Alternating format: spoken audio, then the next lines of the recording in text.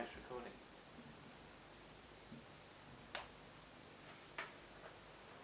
Opa!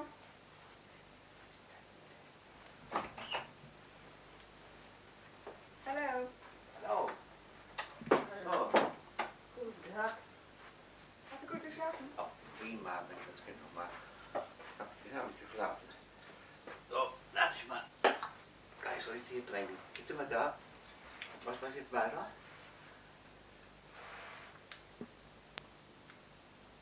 Kannst du uns was erzählen? Ich will euch was erzählen. Ich habe heute am Geburtstag nicht mit allen Kindern gesprochen. Die Waltraud hat gestern Abend angerufen. Die Christa ist in Marilage. Die hat nicht angerufen, noch einmal, zweimal. Und danach kommt, wer dann? Ulla. Ulla, die hat auch Ganze angerufen. Familie. Und mit der konnte ich nicht sprechen. Da hat sie gesagt, ich höre ja nichts. Ich habe gesagt, ich habe auch nichts gesagt. Wenn sie alles um mich kümmern, dann werde ich irgendwie so bewegt, kann ich nicht reden, ich fange ja zu hühlen. Und dann nach der Ulla kommt die Fredo, war den ganzen Tag um mich her. Weiter weg. Und dann Liegbert rief eben an. Und zwar auf einem anderen Apparat. Wollte ich nur wissen, auf welchem zuerst. Und dann kommt die Linde, die haben auch anrufen. Und zuletzt die Dore, die kommt noch. Die wird sicher noch kommen. Die erwarten wir noch. Hier soll man sehen, was die uns für einen herrlichen Geburtstagsteller gemacht haben. Müsste Frigo eigentlich bei mich kommen. So. Eben gucken. Und dann hat der John ein Kärtchen geschrieben, was wir dort dann gar nicht machen. Das ist hier aber üblich, dass man dem Geburtstagskind eine Karte auf den Tisch legt mit was drauf. Und da stand drauf, ich feierte meinen 77. Geburtstag. Oh, Mensch, das Kind. Das ist von der Oma für dich. Ja? Aha. Kann man das auch anhören? Prima. Meine Oma für mich. Ich habe gedacht, man sagt mal Frieden drauf.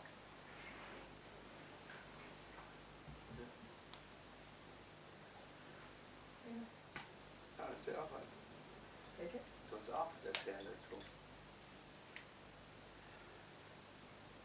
Auch wir beide haben uns schon seit einigen Jahren keine Gedanken mehr gemacht über die Geburtstage und finden das ein bisschen entspannend. Ja?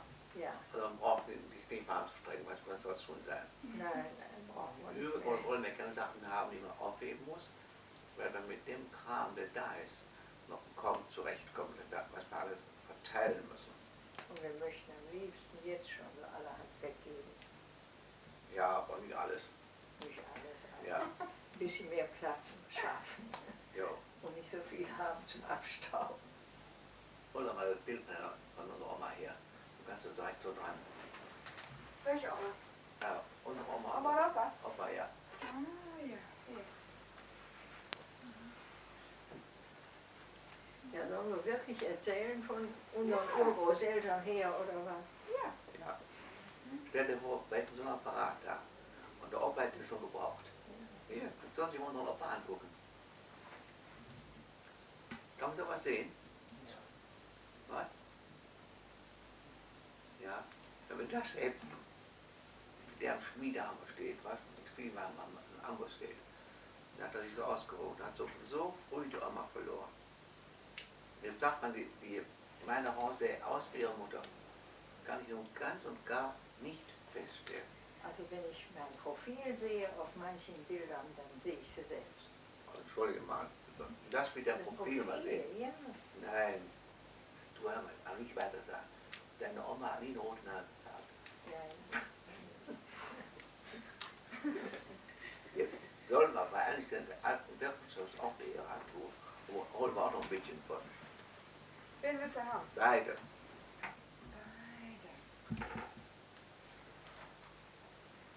Beide. Da ist der Vater. Das ist der alte Wilhelm. Also ungefähr um 1917 herum. In der Zeit, als ich an den Kaiser geschrieben habe. Ich habe mich nicht geniert, mit den höchsten Stellen Korrespondenz zu führen. Da habe ich geschrieben, geschrieben, wir sollten unseren Vater mal in Urlaub schicken. Er war so lange nicht zu Hause gewesen. Und da haben sie mich alle ausgelacht und haben gesagt, ach, da kommt doch nie was raus. Ich war 10 Jahre alt und da habe ich einen Brief geschrieben, als seine Majestät, den deutschen Kaiser, im großen Hauptquartier. Und ich weiß heute noch, wie ich dann am Briefkasten stand, habe den Brief da reingeschmissen. Und dann hat er gesagt, zu Ende. Und wie alt warst du da? 10 Jahre. Wir hörten nichts mehr. Und als alles längst vergessen war, stand auf einmal der Vater vor der Tür. Und da hat uns erzählt, sein Offizier hat gesagt, Kinder haben meinen Kaiser geschrieben, Urlaub gesucht, wird was werden. Mhm. Und sieh an, er war da. Weihnachten? Nee, nicht Weihnachten. Irgendwann in einem Jahr, ich weiß nicht mehr genau. Ja, und dann unsere Mutter. Das Bild hier ist von 1904. Ob man das sehen kann. Da haben sie so eine wunderbare Tracht gehabt. Und ich kann mir an diesen Doppel-Kinderwagen erinnern. Ich kann mich daran erinnern, der ist doch nicht gleich auf den Mist geschmissen worden. Die haben doch auf mich gewartet, ich kam auch noch später. Oh, bist du auch in den Wagen gefahren worden? Das kann ich dir nicht sagen, davon weiß wenigstens nichts. Da kam doch noch eine ganze Menge, oder? Ja, hinterher kam, pass auf, zähl mal ab. Paul, Helene, Gerhard, Ernst, Johannes, Willi, Adolf, Luisa, Frieda, Hermann, Werner, Gustav. Hast du nicht einen Otto vergessen? Paul, Helene, Gerhard, Ernst, Johannes, Willi, Adolf, Luisa, Frieda, Otto, Hermann. Ich habe den Otto nicht vergessen. Ja, gut. Und dann bis zum Schluss. So, jetzt könnt ihr die wieder weghängen. Gut. Da sind jedenfalls Paul und Helene da drauf. Okay. Aber von deinen Eltern könntest du doch sicher noch was erzählen. Meine Eltern, oh, will ich ganzen Abend erzählen. Wollen wissen von den Eltern, fragt mich doch ein bisschen. Wann haben die geheiratet? Wie alt waren die, als sie geheiratet haben? Ich weiß, fällt mir vor allen Dingen eins ein, dass die Mutter als Braut Typhus gehabt hat und hat ratzeputz alle Haare verloren. Und die Mutter war ein Zwilling, das andere Zwilling war Tante Martha. Und die sind in einem lustigen Datum geboren worden, am 22.11.1877. Und geheiratet haben sie, ja, ich glaube, 1889 oder so. Am 23. August 1899 wieder. Ja, ich meine ja, richtig, ja. 80 weg, ja, gar nicht. Da war sie 11 Jahre alt, 88. Richtig, also sie hat lange gebracht und nicht 11 Jahre, 21 Jahre. 200 Jahre. Aber ist auch ja nicht noch jung genug. So, weiter kann man mal Und was unterbrechen. hat der Vater gemacht? Der Vater, Was war der? der Vater war außerordentlich begabt. Und da hat sein Rektor, der Befehlt, ich glaube, das war Karlstraße, hat der dafür sorgen wollen, dass er auf die höhere Schule kam. Aber wenn er sich da, und er sollte Lehrer werden, dann stellt sich aber heraus, wenn der Lehrer werden will, dann muss er der Kirche beitreten. Und das war den Eltern nicht, Staatskirche. das war den Eltern nicht möglich. Die kamen von den Brüderversammlungen und wollten auch drin bleiben. Und als der Vater dann 14 Jahre alt war, da ist er zu seinem Vater in die Schusterlehre gegangen und hat Schuhmachen gelernt. Und das war sehr gut. Denn dann später, nach dem Ersten Weltkrieg, war das besonders wichtig, für alle seine Jungs und für die da waren, die Schuhe besohlt und gemacht. Ich kann mich noch genau entsinnen, wie er immer, wie die Sohlen auf den Schuh gemacht wurden, mit hölzernen Pinnen. Da war furchtbar langweiliges Klopfen immer. Immer so 2 abwechselnd. Ja. Wir hatten in einer Ecke vom Jungenschlafzimmer hatten wir eine große Kiste, die war zugedeckt mit einem Vorhang und da waren alle Schusterwerkzeuge drin. Und wenn er dann Schuhe machen musste, wurde er aufgemacht und richtete recht um sich her eine Werkstatt ein. Und er hat viel gespart damit. Es ging bei uns nämlich immer ziemlich sparsam um. Aber wir haben eine herrliche Jugend gehabt. Aber da hat er ja schon seinen Schuhmacherberuf nicht mehr ausgeübt? Nein, der war zuerst beim Brockhaus und hat in der Expedition gearbeitet. Das heißt, an der Stelle, wo die Bücher versandt werden.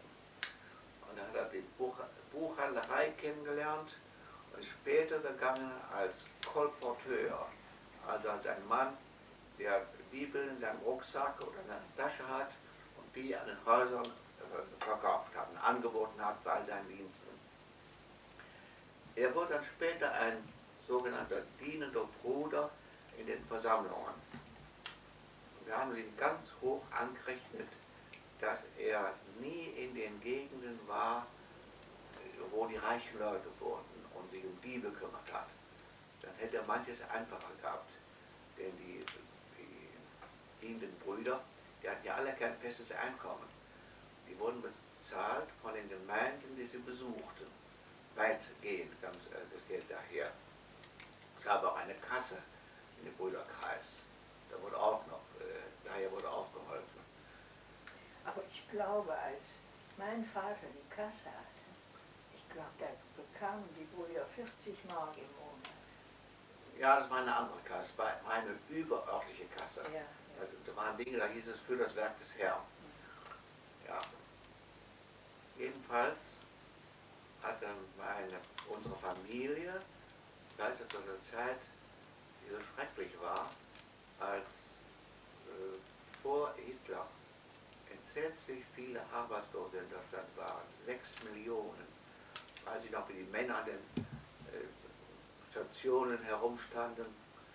Das war schrecklich. Und da haben die Brüder angefangen mitzusorgen. Ich kam in die Lehre 1922, glaube ich, ja? Stimmt, also 21. Ja? Moment mal. Du hast gesagt, du warst 13,5, dann muss es 21 im April gewesen sein. Ja, also gut. Ich kenne die Daten aber ganz genau. Damals kannte ich ja Lädchen noch nicht. Hilf mir heute bei den Daten. Ja, wo waren wir? Beim Vater, ja? Achso, die hatten kein regelmäßiges Einkommen. Das hat sich dann ergeben, ich musste in die Lehre und habe gelernt bei einem Spediteur in Vorwicke. Mit 13,5 Jahren war ich schon in der Lehre. Und wir haben vieles nicht gelernt, was wir gerne gelernt haben würden.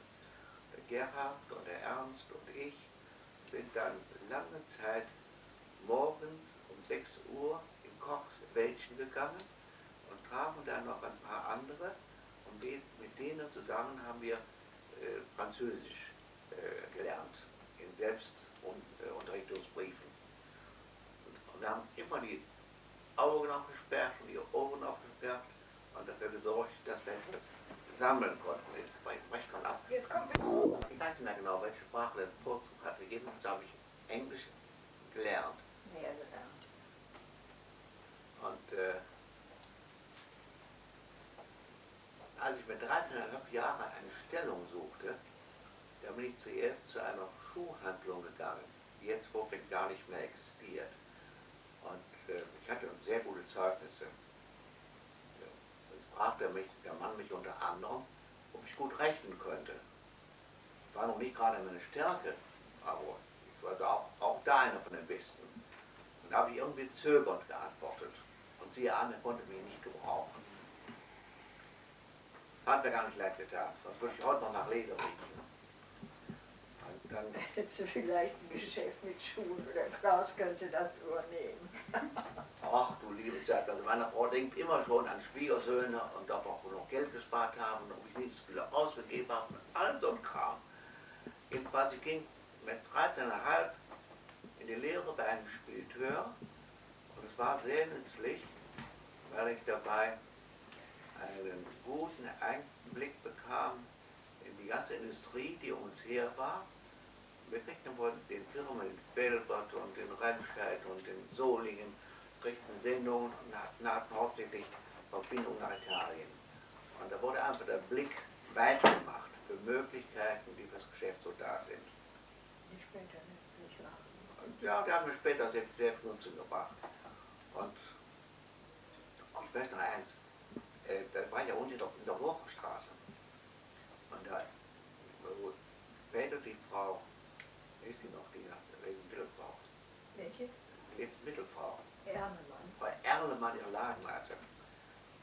zur halben Höhe war das große das ist zugestrichen. Da stand draußen die Reklame für Kaffee, Spedition drauf. Und dann, wenn ich wusste, wann Pause war im Lyzeum gegenüber, dann bin ich oft darunter gegangen. Und ja, das eigentliche Büro war im Hinterhaus, aber wir hatten vorne auch ein Büro, da wo das Fenster war. Dann habe ich dann geguckt, ob ich die Lenzen sehen konnte. Ja, ja ich habe viel geliebt. Ich habe auch schon mit, wie alt war ich denn da? Also 11 Jahre ungefähr. Schon geweint, weil ein Schwiegervater gestorben war. Da war die Elli Berchelmann. Die wohnte 3 Häuser unter uns. Und deren Vater starb, sehr frühzeitig. Elli war ein nettes Mädchen. Die hat mir Öl für die Rollschuhe gegeben. Ich konnte nicht sagen, für meine Rollschuhe. Wenn wir vielen Jungs einfach Rollschuhe hatten, dass mal der gebrauchen konnte, da waren wir schon glücklich. Aber das ging ja alles vorüber. Und der Lädchen habe ich später nicht angeguckt. Und wenn ich dann zu der nett sein wollte, dann wollte ich nicht haben, wollte nicht wissen davon. Aber ich denke, nee, ich habe gar nicht gedacht damals. Ich will doch nicht alle Umwege erzählen. Doch, Entschuldigung. Jedenfalls, als ich so ungefähr, Moment mal, 18 Jahre alt war und damals bei der Firma Stocko. Vorher. Das ist sonst immer noch die von 1923, die Erlebnisse erzählt. Über die Grenze gehen. Ja, das kommt noch. Jedenfalls, jetzt kommt schon wieder dazwischen. Da fällt mir ein, da hatte ich, als wir mal mit den 3 Jungs, Gerhard, Ernst und ich, nach Grüden in die Versammlung gingen, vormittags, und von Grüden zu Fuß nach Hause kamen. Da waren wir unterwegs auf dem letzten Stück der Bismarckstraße so elend schlecht, dass die beiden vorher an den Tisch kamen, gewartet für alle. Und dann schlich ich auch darauf, kam gerade bis zum Locus und habe mich furchtbar erbrechen müssen. Da war Blut, ganz dunkel. So viel wusste ich schon. Dann bin ich halt darauf gekommen, die waren ärgerlich über mich, dass ich sie warten ließ. Als sie mich sahen, sagten sie nichts mehr. Da habe ich gesagt, Vater, müsste ich das mal angucken, was ich da unten in das Becken rein gemacht hatte. Und dann kam raus, dass, ich war immer lungengefährdet. Ich hatte früher viele Jahre lang Lungenkatarrh, war dann Dr. Nagel, dass das Blut ganz dunkel war. Und daraus ergab sich, das ist Magenblut, also Magenblutung. Und da habe ich lange gelegen. Und da kam Lenchens Mutter und machte mir rohen Schinken. Ich musste einen ganz vorsichtigen Essensplan anhalten. Und dann hat sie, das durfte ich essen, als das Essen wieder anfing. Und das hat sie mir dann, hat die Oma mir das gebracht, aber die wusste doch nichts davon, hat die Allädchen gesagt. Und trotzdem, mir kam es vor, wenn ich einen Schinken direkt vom Mädchen gekriegt hätte. Und wir hatten ja in der Bismarckstraße den Erker, da konnten wir die Straße rauf sehen. Und da war 1926, nee, war das 26? Nee, mit 19, das war vorher. Also, ist ja egal. Jedenfalls, ich ging zu Stocko in Erzählung. Der Lenchen war bei Stocko in der Buchhaltung. Und da konnte ich immer sehen, wann ich oben von der Böhmenstraße runterkam. Da habe ich gesorgt, dass ich möglichst genau so die Treppe runterging, dass ich sie gerade traf. Wenn ich nämlich zu früh ging, dann konnte ich nicht leiden, wenn ich mich umguckte und wartete. Du bist sicher nicht der Erste, der das gemacht hat. Und das ist doch nicht nötig. Und dann bin ich mit der Garten bis zu Stockholm. Jeder Weg war so ungefähr eine halbe Stunde. Dort war nie zu lang. Ging man mittags auch nach Hause, die Familie aber.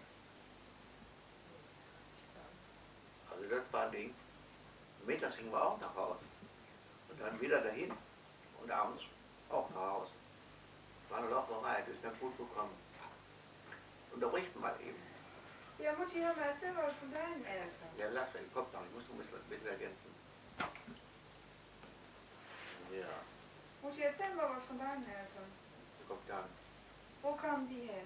Augenblick. Ich möchte aber erzählen zu unserem Vater und seinem Dienst. Das habe ich ja eben schon gesagt. Der war sehr viel da, ist nicht zu den reichen Leuten gegangen. Aber er hat in Thüringen und Sachsen die Versammlungen in den Gegenden besucht, wo arme Leute zu Hause waren. Und hat viel Freude da erlebt. Er war in anderen Gegenden und ich habe dann später Reisen machen müssen, als ich bei Werner Kemper angestellt war. Da bin ich in ganz Deutschland rumgekommen, war im Ausland, in Prag damals. Und wo ich dann in Deutschland hinkam, habe ich immer auch Geschwister Versammlungen besucht. Und habe sehr viel Liebe und Hilfe erfahren von Leuten, die meinen Vater kannten. Also ich habe Liebe erfahren meines Vaters willen. Jetzt möchte ich am liebsten doch von unserer Mutter erzählen, vielleicht ein andermal. Ich soll meine Frau dran lassen, die hat auch älter gehabt, die Leute um mich her. Jetzt ganz kurz. Magenblutungen, das war immer eine Last.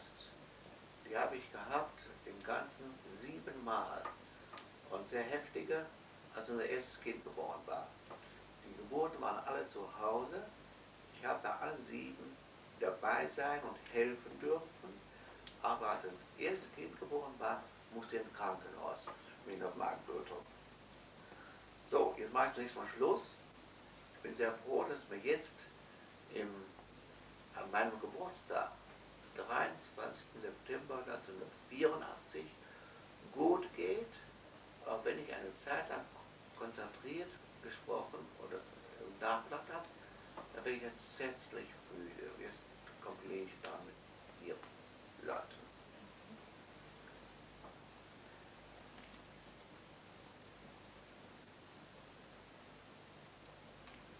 Brauchst du die Wälder, Mutti?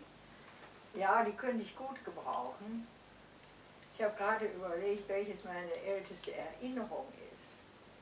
Das ist eine ganz typische. Ich war, glaube ich, immer ziemlich ehrgeizig. Ja. Ich hatte aber auch viele Minderwertigkeitsgefühle. Zu viel, ja. Ja. Ich sehe uns, die Daila und mich, als kleine Kinder im Flur unten in Wiesenstraße 2 und Tanten drumherum und meine Mutter drumherum. Und ich konnte noch nicht blau sagen. Dann haben sie mir das immer vorgesagt, sag doch mal blau. Und dann habe ich gesagt, Bau. Und die Daila konnte blau sagen, obwohl die 17 Monate jünger war als ich. Wie alt warst du denn da wohl? Tja, Kind, ich verstehe das selbst nicht, aber ich muss doch über 3 Jahre gewesen sein. Sag mal blau. Blau. Ja, richtig. Ich hab's gelernt. Ja, ja. Und was hat dein Vater gemacht, Mutti? Was hat der Opa gemacht? Ja, das kommt noch. Ich wollte mal zuerst von der Wohnung da in dem Haus sprechen. Mein Großvater, Mutters Vater, der hatte mit seinem Bruder in Vohwinkel einen Streifen Land gekauft, und zwar zwischen der Wiesenstraße, die heißt heute Klugstraße, und der Lettow-Vorwegstraße. Den Streifen bis rauf zur Rothschilder Straße hatten die beiden gekauft. Der Bruder hieß Fritz Baus, mein Großvater hieß Karl Baus, und die beiden waren Handwerker. Der Bruder Fritz war Metzger und mein Großvater war Bäcker. Und die haben sich beide ein ziemlich großes Haus, ich glaube ein 3-stöckiges Haus, vorne an die Kaiserstraße gebaut, also wo jetzt die Schwebebahn fährt. Und meine Mutter war erst 3,5 Jahre alt, als ihr Vater starb, aber sie hatte doch noch wenige Erinnerungen, das heißt eigentlich nur eine Erinnerung an ihn, dass er sie in dem Sommer als sie noch keine 3 Jahre alt war, mit in die Badeanstalt genommen hat, auf die Schulter gesetzt hat und mit ihr durch den Teich geschwommen ist. Und sie hat also mit 3,5 Jahren ihren Vater verloren und das hat sie wohl ganz furchtbar erschüttert und auch ihr jedes Geborgenheitsgefühl genommen. Das ganze Leben. So dass sie ihr Leben lang ängstlich war und blieb. Und sie hat aber trotzdem eine fröhliche Jugend gehabt, weil die Mutter dieses Vaters, also ihre Großmutter väterlicherseits, bei ihnen im Haus in der Familie wohnte. Das war eine fröhliche, humorvolle Frau, die 6 Kinder versorgte, während ihre Schwiegertochter, also meine Großmutter, die Mutter meiner Mutter, bei der Schwägerin half, um Geld zu verdienen. Die bekamen dann wenigstens das Fleisch. Und mein Großvater hatte 2 Häuser gebaut, vorne eins an der Kaiserstraße und eins in der Klubstraße, Klubstraße Nummer 6. Und da haben sie wohl also ganz notdürftig von leben können. Manchmal hatten sie keine Mieter, dann haben sie zusammen geweint und einmal wollte jemand eine Hypothekensumme zurückhaben. Da hat meine Mutter erzählt, wie schwierig das war, nun dieses Geld von anderer Seite zu bekommen. Da mussten sie 50.000 Goldmark bezahlen. Da hatte sie wohl diese Menge Geld gesehen. Das war aber ziemlich eindrucksvoll. Ja. Aber die waren sehr arm in der Zeit. Mein Großvater hatte die Gewohnheit, der war Bäcker und war also immer sehr heiß in der Backstube. Und vor der Backstube war ein Brunnen. Und wenn er dann so furchtbar heiß war, dann ging er an den Brunnen und ließ sich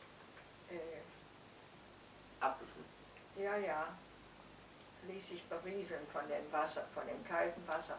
Und dabei hat er sich wohl eine Nierenkrankheit geholt und war ein ganz kräftiger, starker Mann, auch ein großer Mann. Und der ist dann mit 36 Jahren gestorben, nachdem er 4 Monate lang gelegen hatte. Und meine Mutter und ihre Mutter glaubten später immer, dass dadurch, dass die Großmutter den Großvater gepflegt und umgedreht hatte und wohl auch etwas gehoben hatte, das Kind, das die Großmutter damals erwartete, verkrüppelt war. Sie hatte einen, ich weiß gar nicht, gibt es das heute eigentlich so Buckel? Ja. Diese Verwachsung der Wirbelsäule, so richtig so hoch raus, ja. Naja, jedenfalls hat die Großmutter ein sehr schweres Leben gehabt, aber meine Urgroßmutter, die hat den Kindern viel erzählt, Geschichten erzählt und meine Mutter erzählte immer, die hatte Knochenkrebs, also damals hat man da ein anderes Wort für gebraucht. Knochenfraß hieß das damals. Und man musste ihr ein Bein abnehmen und dann fing das auch im Arm an und dann hat der Arzt gesagt, man müsste auch den Arm abnehmen und da hat sie gesagt, also dann möchte ich lieber nicht mehr leben, ich muss für die Kinder sorgen, ich brauche meine Arme. Dann sind sie zum Naturheilpraktiker gegangen, dann hat der gesagt, Sie können Ihren Arm behalten. Gehen Sie raus, suchen Breitwegerichblätter, diese breiten Wegerichblätter. War das die Urgroßmutter? Ja, kochen Sie tüchtig einen tüchtigen Sud davon und baden Sie Ihren Arm immer da drin. Und das hat sie gemacht und sie hat ihren Arm behalten können bis zu ihrem Tod. Und wann ist sie gestorben? Wie alt war die? Also das weiß ich nicht, wie alt die geworden ist. Jedenfalls hat sie 1889 noch gelebt. Ihr könnt auch dazwischen fragen zur Belebung Ja. der ganzen Geschichte.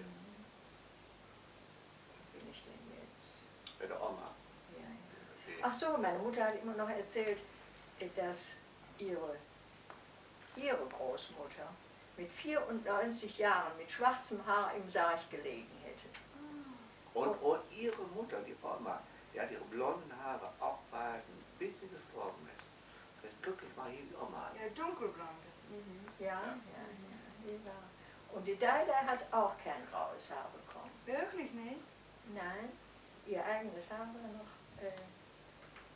die ist auch mit 70 Jahren heimgegangen. Die könnte ich jetzt gut hier brauchen, denn wenn ich irgendwas von früher wissen wollte, dann habe ich immer die Deide gefragt, sag mir doch nochmal, wie das war. Die hatte, Mir geht es genauso mit dem Onkel Alfred, also dem späteren Mann, der Elisabeth Müller. Alfred und ich waren zusammen in einer Klasse in der Volksschule, waren auch zusammen in Holland, als die deutsche Fresskinder nach dem Ersten Weltkrieg, wo es zu Hause nicht genug zu essen gab, dann in Christenfamilien nach Holland geschickt wurden und da so 4 bis 6 Wochen blieben. Da waren wir auch zusammen, sind zusammen aus der Schule gekommen und waren zusammen in der Versammlung all die Zeit. Und wir haben von Alfred und Elisabeth viel Liebe und Hilfe erfahren. Wir waren nicht immer alle eines Sinnes, wird ja wohl auch kaum. Aber es war schön, diese Gemeinschaft zu erleben. Alfred nannte mich seinen Freund und Schwager und Bruder.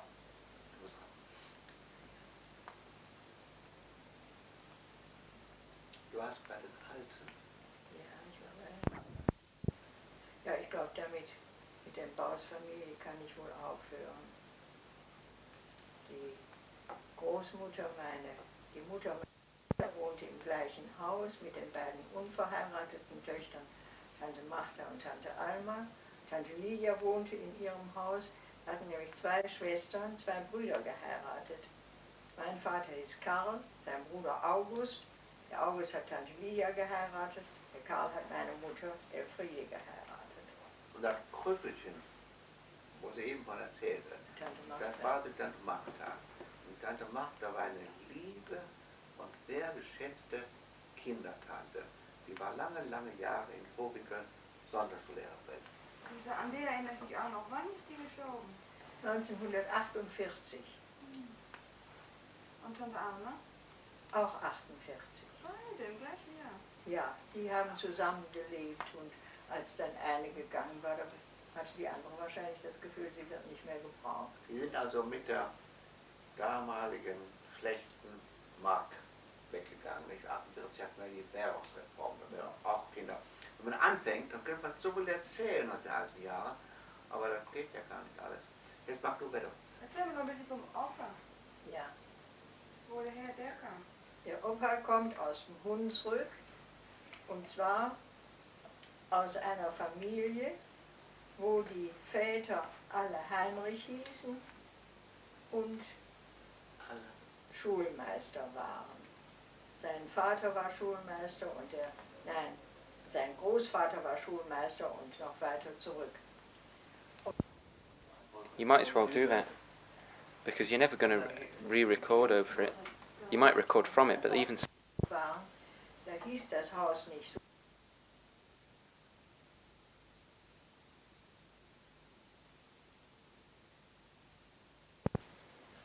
Wenn jemand dahin wollte, dann sagte ich, gehe mal eben zur Schule Heinrichs. Also da wurden die Familien nach den Häusernamen benannt. Das war in vielen ländlichen Gegenden Deutschlands der Fall. Dass die Häusernamen die eigentlichen Namen waren, die man brauchte. Ja, vielleicht aus alten Familiennamen zusammengesetzt oder sowas, ja. Mein Großvater, aber der Vater meines Vaters war handwerklich begabt, sehr geschickt. Und der hat das Schmiedehandwerk gelernt, während seine Brüder wieder Lehrer geworden sind. In Neukirchen im Saargebiet kam immer der Onkel, ich habe jetzt den Namen vergessen, der hat die Verbindung mit der Familie aufrechterhalten und immer noch uns besucht später. Mein Großvater also der hatte die Schmiede im Dorf Argenthal und hatte ein Haus gebaut und hat Äcker. Ich weiß gar nicht, wie er an die Äcker gekommen ist, aber er war sehr, sehr sparsam. Die Leute haben wirklich mit ungeheurem Fleiß diesem steinigten Boden, das wird so ähnlich sein wie in Balahunisch, viel Steine gab es und wenig Brot. Die hatten sehr wenig Ertrag von den Äckern. Der Argenthal, das war der Ort im Hunsrück. Und der Hunsrück wurde immer genannt, und das lernte man auch in der Schule, als eine Gegend, die besonders arm war, weil sie den Landwirten keinen Ertrag brachte. Und jetzt, wie war das mit dem Opa? Wie kam der an die Äcker? Das erzähle ich noch. Da kommen jetzt die Söhne vor, die weggegangen sind und haben draußen gearbeitet. Da muss ich auch mal erzählen, wie die mal in bösen Verdacht kamen. Weiter. Ja. Ich weiß, mein Vater hat später mal erzählt, als sein Bruder und die Bauern da auf dem Hunsrück Schweine von 400 Pfund mästeten. Das hat er erzählt. Früher wurden die Schweine nie schwerer als 180 Pfund, weil sie nicht so viel gutes Futter bekamen. Und also mein Großvater und meine Großmutter Elisabeth Engelmann, geborene Engelmann, die hatten 9 Kinder, und zwar 6 Söhne und 3 Töchter. Und die 6 Söhne haben sämtlich bei dem Vater das Schmiedehandwerk gelernt. Alle. Aber davon wurden noch die Söhne nicht so spät. Was war da los? Wie kam das? Das hat damit nichts zu tun. Nee, das war viel später als. Ja, wie konnten die dann, wenn die Schweine immer nur ein Zentner waren oder 2, die konnten die ja mit 4 Zentnern haben. Du musst auch was zu erzählen denn davon. Das war ganz später. Ach so, als sie schon mehr Geld kriegten. Ja, sicher. Wie kam das? Ist der dann mit dem Geld und dem Briefträger? Oder? Ja, das kommt noch. Und der älteste Sohn sollte das Haus und die Landwirtschaft bekommen, und die anderen Söhne, die mussten aus dem Haus. Und damals das war gerade in der Industrialisierung, da gab es viele Stellen im Rheinland, und da sind 4 Söhne ins Rheinland gegangen und einer ins Badische Land. Und der Älteste kriegte den Hof, ja. Und die 4 Söhne, bei diesen 4 Söhnen war mein Vater und der Bruder August. 2 sind nach Vohwinkel gegangen, in die Werkstatt. Vohwinkel war nämlich ein sehr großer Bahnhof. Da wurde der Bahnhof gebaut um die Zeit, und da entstand eine große Werkstatt, wo die Lokomotiven immer repariert wurden und geölt wurden und sowas alles. Und Vohwinkel hat damals den größten Verschiebebahnhof Deutschlands gehabt, wo Züge zusammengestellt wurden, wo immer die Züge ankamen, da wurden die auseinandergenommen und anders zusammengestellt für andere Bestimmungen. Und wir konnten das Verschieben und den Lärm und sogar das Rufen bei entsprechendem Wind zu Hause hören. In Hammerstein. Störte nicht, aber man konnte es hören. Und heute ist der Verschiebebahnhof überhaupt nicht mehr da. Wird nicht mehr gebraucht. Jetzt kommt er noch endlich mit dem Briefträger. Ja.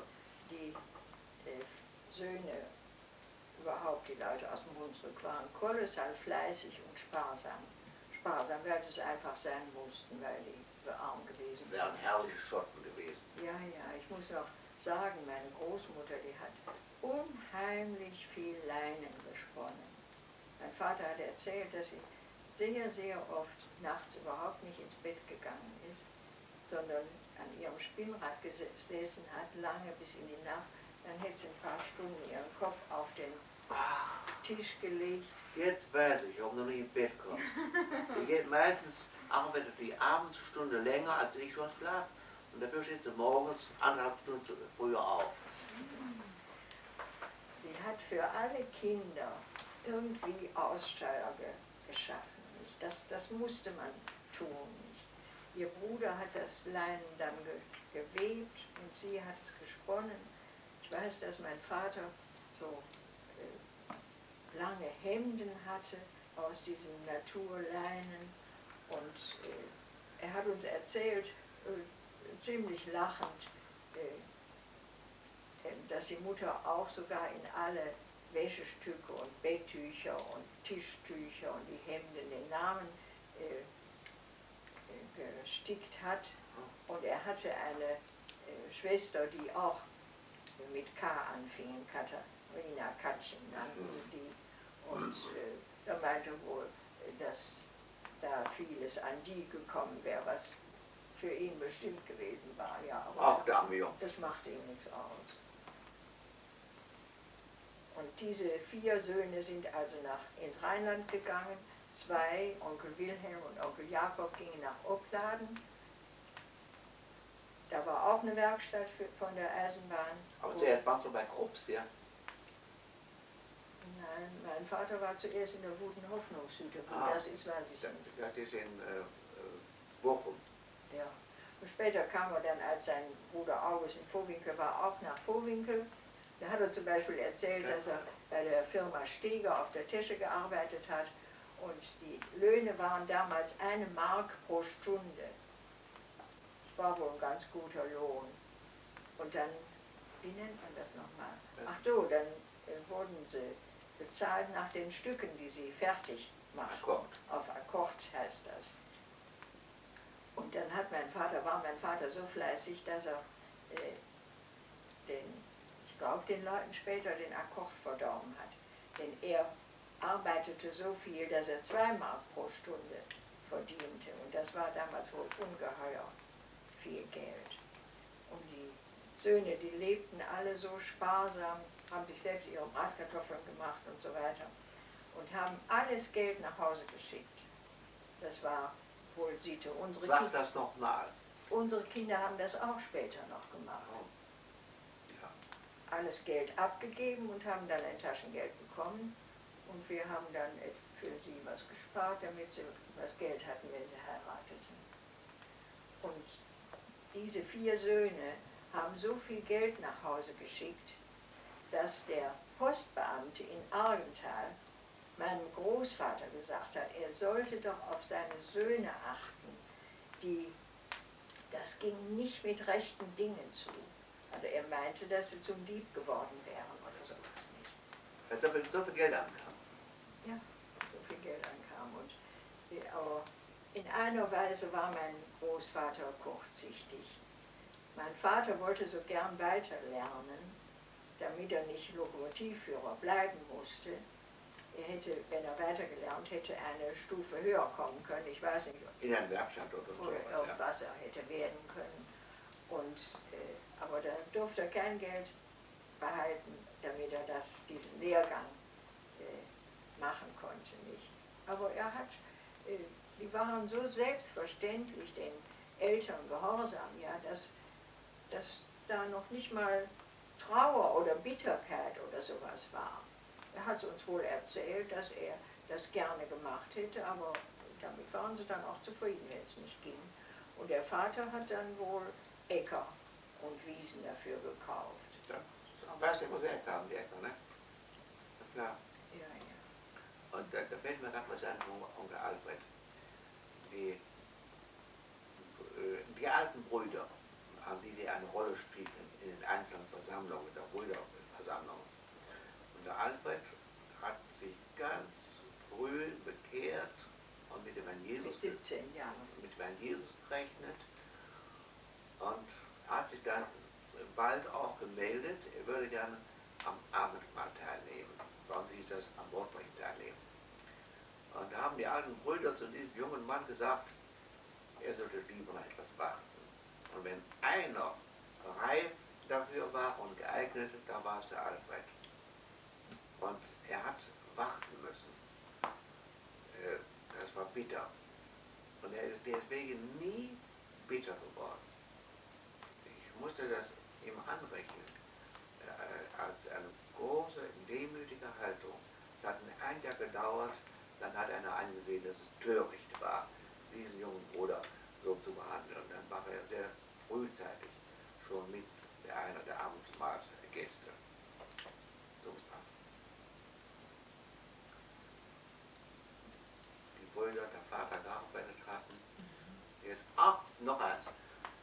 1926 oder 25, ich weiß nicht mehr genau, da hat der Vater Sutzbach den Mut gehabt, in Hammerstein, der jetzigen Schliefelstraße, ein Stück Land zu kaufen und das Haus zu bauen.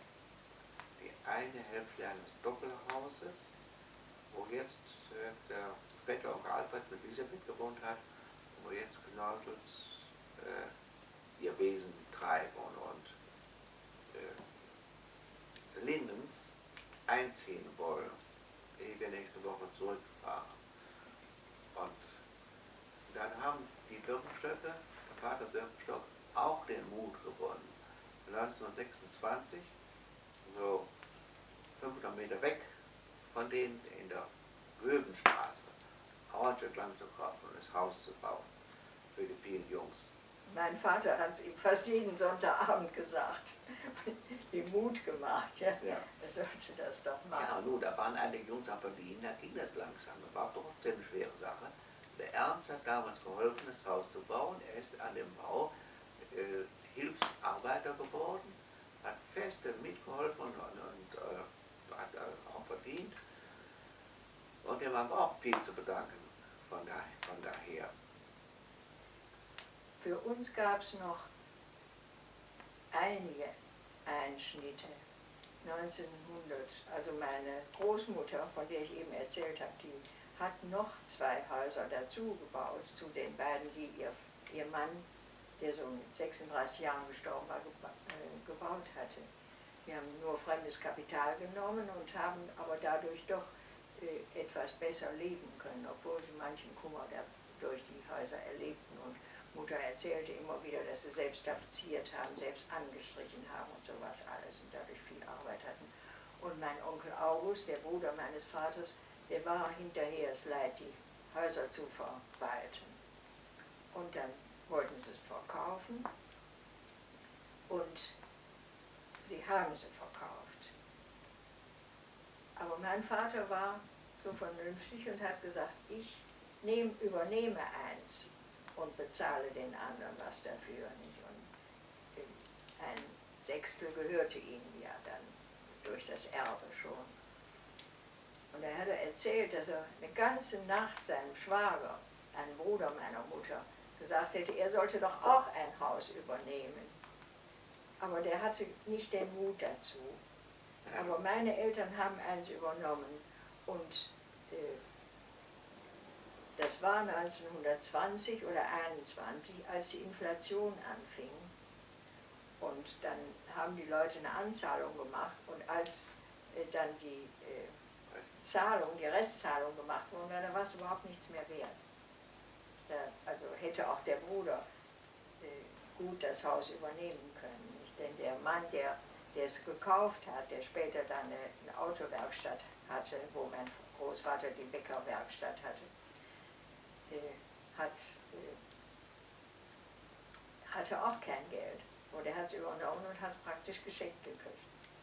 So ging das damals nicht mit diesen. Und dann,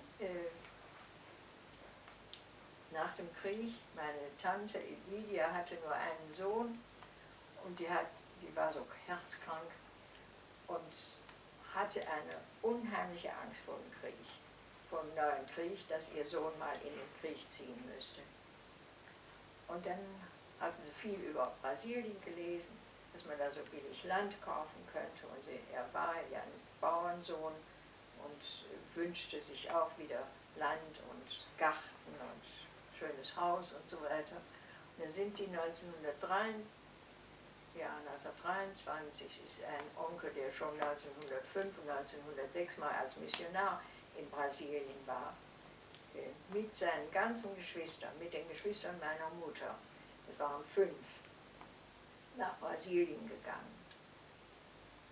Und die haben da einen ganz, ganz schweren Start gehabt. Sind da auch zuerst sehr arm gewesen, aber so fleißig wie die Sulzbacher waren, kamen sie dann doch nachher zu einem Haus und Auskommen. Ja, zu einem Haus kommen. Aber wir standen dann plötzlich allein, in Anführungsstrichen, als Familie da, während wir vorher in dem großen Familienverband von 6 Geschwistern waren. Das alleine schon zu Birkenstock gegangen.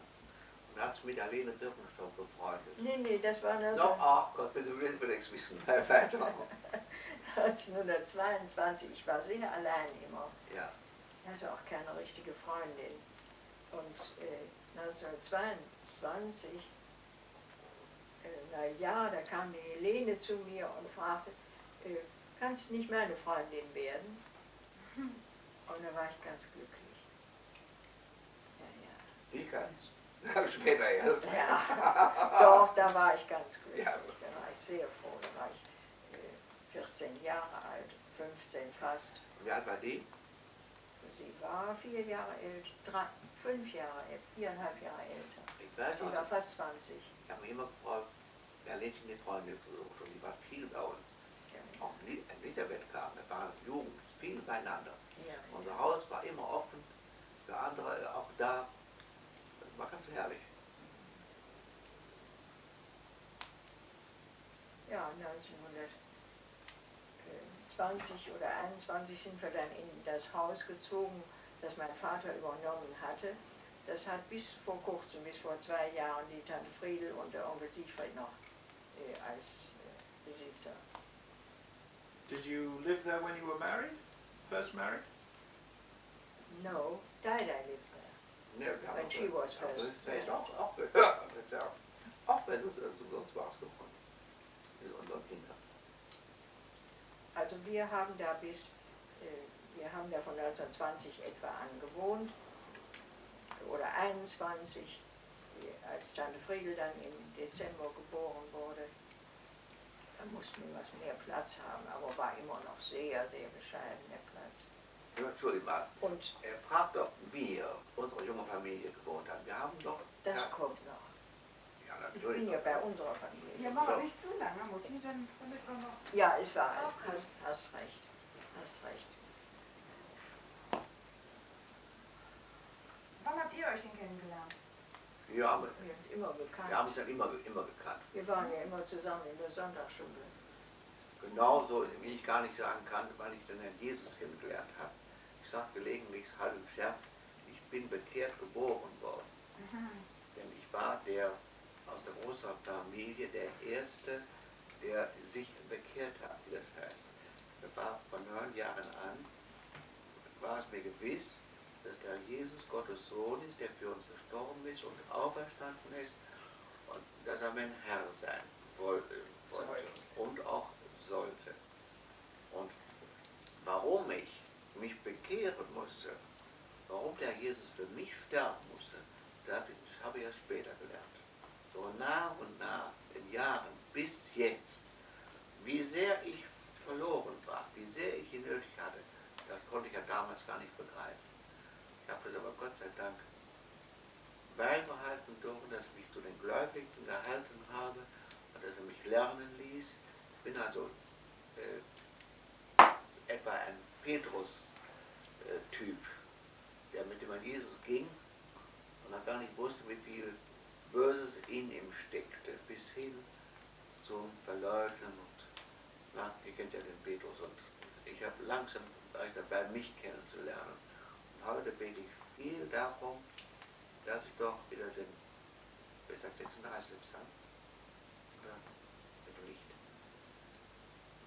Dass ich das lernen möchte, was in einem Psalmwort steht, in deinem Licht sehen wir das Licht. Ich möchte gerne das Licht Gottes erkennen und mich im Licht Gottes sehen, mit all dem, was nicht schön ist, damit ich auch als Gläubiger immer wieder den rechten Weg zur Buße finde und ihn, den Herrn Jesus, sehen in seinem Licht. Übrigens ein Psalmwort, das jeder kennen sollte, weil es so ungeheuer wichtig ist. In seinem Licht das Licht sehen.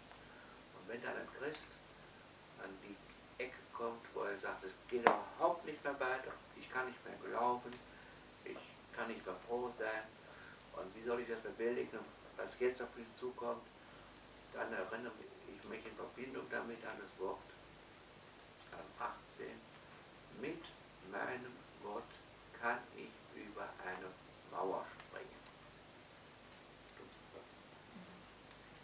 wir wären vielleicht da mitten in der Stadt, in dieser hässlichen Straße, die später sehr hässlich geworden ist, weil sie von beiden Seiten ganz eng gebaut war. Die war sogar ein bisschen anrüchig hier. Ja, Ja. da hatten Italiener gewohnt. Zu der Zeit kamen viele Italiener als Straßenarbeiter nach Deutschland. Die sagt bis heute nicht gerne, dass sie da geboren ist. Kann ich auch gut verstehen. Bin ich da geboren. Ja, nur, dass er herkommt. Wo bist du denn geboren? Welche Straße? In Mülheim am Rhein. Ach, wenn man eigentlich. Ach, du musst noch was erzählen, du mit der Hebamme dann. Ach, das erzählt er mal. Als Mädchen geboren wurde, die arme Mutter erzählt es Ja, ja. ganz breit und offen. Früher hat man über diese Dinge überhaupt nicht gesprochen. Auch unsere Eltern haben nicht über sexuelle Dinge mit uns gesprochen. Darüber sprach man einfach nicht. Ich wusste mit 16 Jahren noch nicht, woher die Kinder kamen. Oder Da wurde aber tief. wurde einfach nicht drüber gesprochen. Und meine Mutter wusste mit 22 Jahren noch nicht, wie die Kinder geboren wurden. Und als sie mich erwartete, da hatte sie ein paar Mal mit der Hebamme gesprochen und sie kriegte Schmerzen. Sie dachte, der Bauch würde sich öffnen und das Kind würde So herausgehoben. herauskommen, ja. Und dann hat sie sich Mit dem Vater so. irgendwie hat sie sich doch wohl bemerkbar gemacht, als wie sie das gemacht hat, weiß ich auch nicht. Also Jedenfalls der Vater war zum Dienstweg auf der Eisenbahn. nachts. Und Ja. ich war schon geboren und unter der Bettdecke und irgendwie hat sie wohl gerufen und eine Nachbarin hat die Hebamme gerufen und dann kam der Vater nach Hause morgens und sah die Hebamme auf der Straße rennen und er rennt auch, ja, und dann haben sie dieser armen Mutter geholfen. Ja, aber war mal Wunder, dass ihr lebtet, beide. Ja, sicher. Sicher. War eine so gesunde Frau immerhin. Ich sollte wahrscheinlich leben, ja. Ich denke doch. Das machen wir jetzt auch nicht hier. Nee. Ja, ja. Wie viel Zeit haben wir noch? Wie viele Minuten? Ach so, mein Vater, hinter unserem Haus war nur ein ganz kleiner Streifen, vielleicht so 3-4 Meter Land.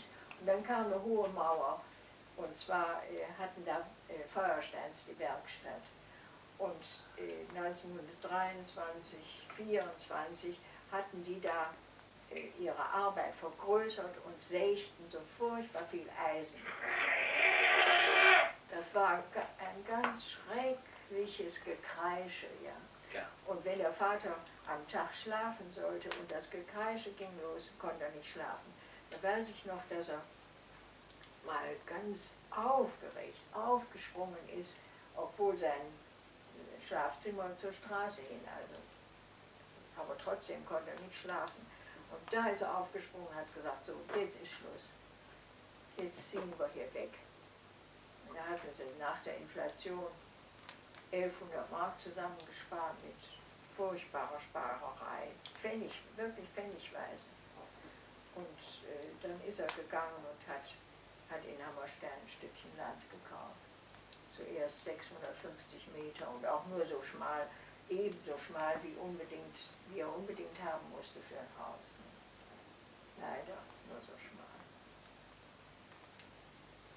Und dann haben sie angefangen zu bauen nach Mendel. Es war in der Steinmetzstraße war das erste Haus, was nach der Inflation da unten gebaut wurde. Da war alles noch frei, die ganze Steinmetzstraße, die Manteufelstraße, die Schliefenstraße, das war alles nicht gebaut. Also er hat an der Heide gebaut.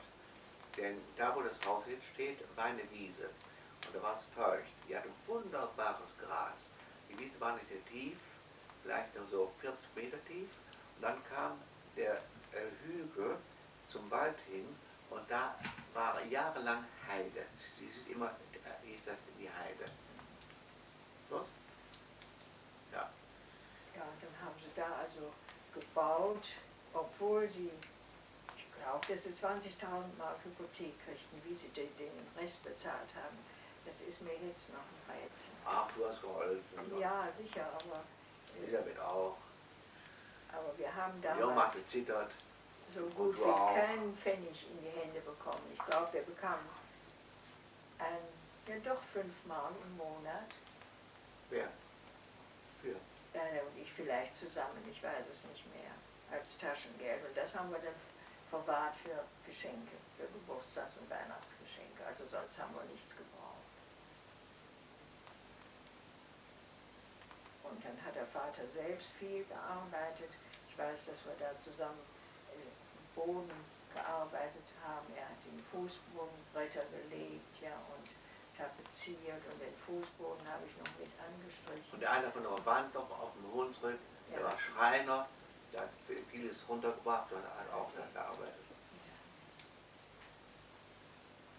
Ja, und Elisabeth, die war sehr tüchtig. Auch Sehr, in sehr handwerklichen Dingen. Geschickt, konnte unheimlich viel arbeiten.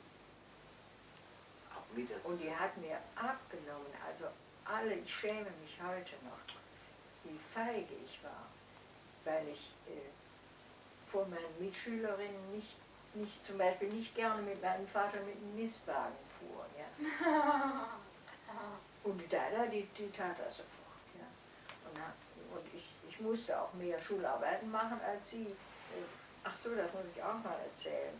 1917 kam ich zur höheren Schule, weil mein Vater unbedingt wollte, dass seine Kinder mehr lernten als er nicht. Er hätte gerne mehr gelernt, er wollte gerne, dass seine Kinder mehr lernten. Und der Bruder, der hatte den Jungen, der war 4 Jahre älter als ich, der hatte den auch schon längst auf der höheren Schule, wie das damals hieß, ja. Und naja, ich wurde angenommen, musste meine Prüfung machen, und Elisabeth sollte am 1918 hinkommen, und die war so aufgeregt, obwohl sie eine der Besten in der Klasse war, hat sie durch die Aufregung die Prüfung nicht geschafft. Ja. Und eine Lehrerin, die mir wohl wollte und die auch die Elisabeth ermutigen wollte, die hat ihr noch gesagt, kommst du nächstes Jahr wieder nicht. Aber die hat sich dermaßen aufgeregt bei dieser Prüfung, dass sie sagte, nie im Leben mache ich das noch.